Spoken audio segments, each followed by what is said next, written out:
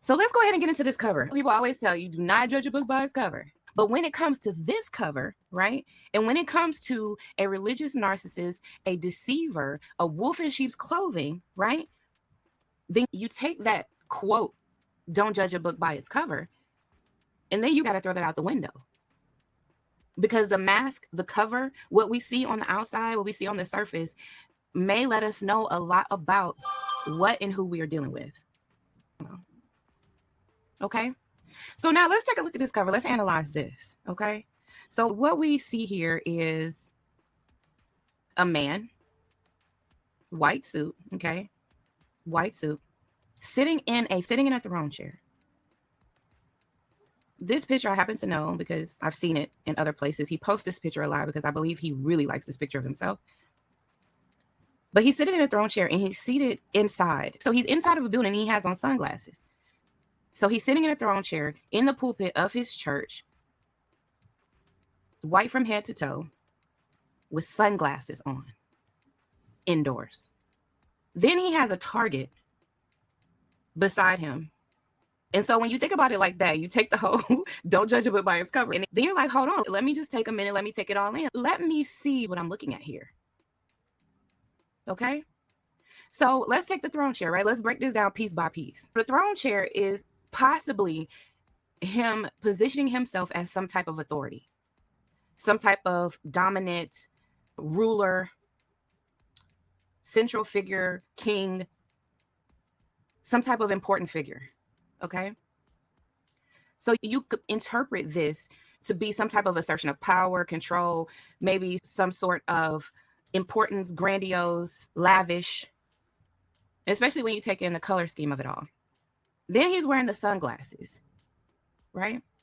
Sunglasses are typically worn outdoors to protect you from bright light from the sun. So wearing them indoors conveys some type of detachment. And they say that the eyes are the windows to the soul. And his sunglasses are especially dark. You cannot see his eyes at all. So is this an attempt to create some type of barrier, some type of a guard that prevents the discerner from being able to see what is behind his eyes? Okay, let's think about this. Now, it also could be seen as a way to appear mysterious, right? Maybe even a little intimidating. And then we move over to the target, right? So we have the target that is near his face, and one could surmise, could come to some type of conclusion that this may symbol that he feels targeted, that he feels that he has been the object of some type of disservice, some type of wrong treatment, some type of, what is it? Where he has been somehow made the victim. And you have to think about a target, right? Because a target doesn't mean that somehow you've gotten hit by some type of crossfire or that you are somehow unintended. No, that is a specific intention. A target is a specific intention and a focus on a specific thing or individual. So him having this target right next to him could somehow symbolize that not only is he targeted, not only is he the focus of something, but he is deliberately focused. Because a target being on you means that someone is deliberately focused on you for a specific purpose. And the purpose is usually to end you. So what is the message that he is trying to convey here by having the target partially on himself? It's on himself, right? He got the target on himself. And it's just slightly off, which means that the target, either he wasn't the intended target because it's not on him directly. Maybe it was somebody beside him who was really the intended target.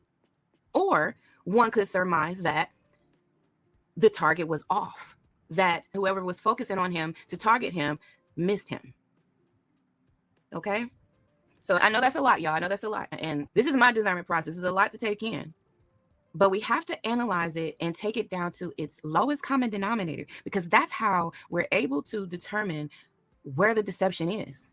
So when you think about these things isolated, maybe they don't mean much, right? We got the throne chair, sitting in a throne chair, it's a chair, right?